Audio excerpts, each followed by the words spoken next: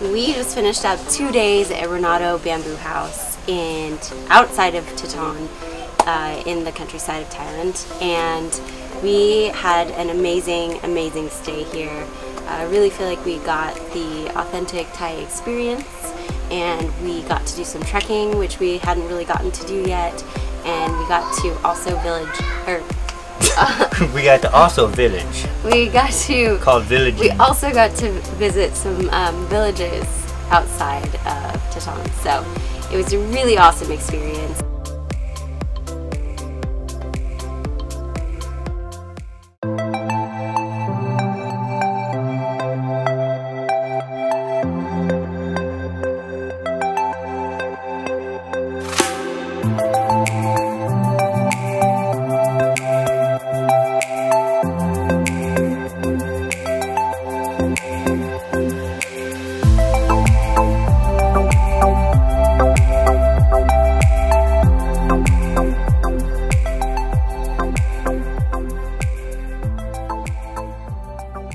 When traveling, it's really rare to come across authentic or near authentic opportunities while in somebody else's country. Most places are well traveled and have plenty of tourists, especially in Southeast Asia. Best is to obviously know somebody who lives there. Second is to book through couchsurfing with somebody who is willing to show you around, or find a homestay. In this case, we were lucky enough to come across a man named Renato who does a homestay near Thaton, where he's built a couple of bamboo houses on his property. The Bamboo House Homestay is located about 20 kilometers from Thaton. It's remote, rustic, but it still has Wi-Fi.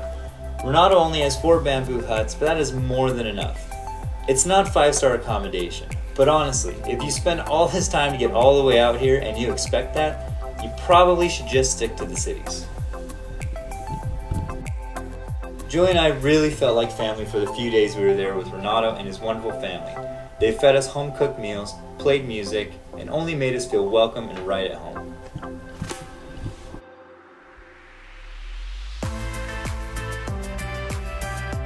We unfortunately had a rainy day on the day of our trek to see the Karen and Lahu villages, but that didn't deter us one bit.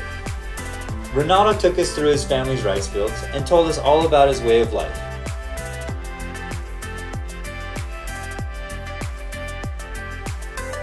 Meanwhile, stopping frequently to say hi to friends, family, and eating any fruits and vegetables we happen to find on the way.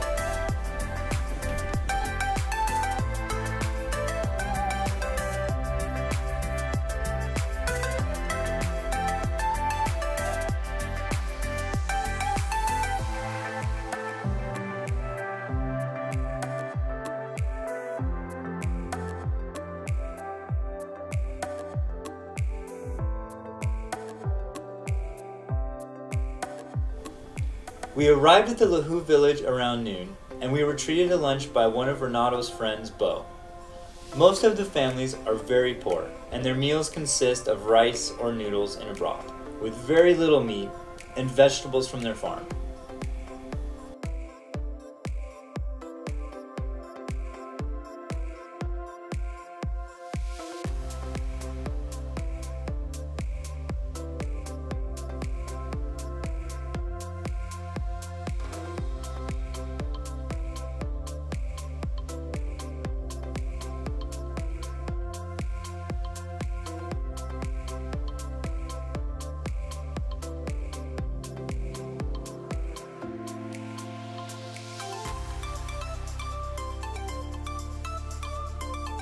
On our way out of the village, we bought some candy and toys for the local kids, and we pawned the job of distribution off on Renato.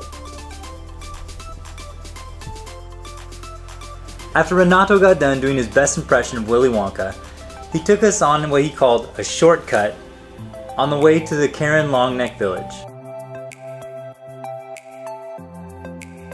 We didn't have too much time in the village because it was late in the day, so we snapped only a few pictures and some videos, and then we headed on our way back to Renato's for some much needed R&R and of course, food. After a quick hike back to Renato's bungalows, we were treated with our last home-cooked meal and some peaceful local-style music from Renato's neighbor. Better in city. Yeah, much better in city.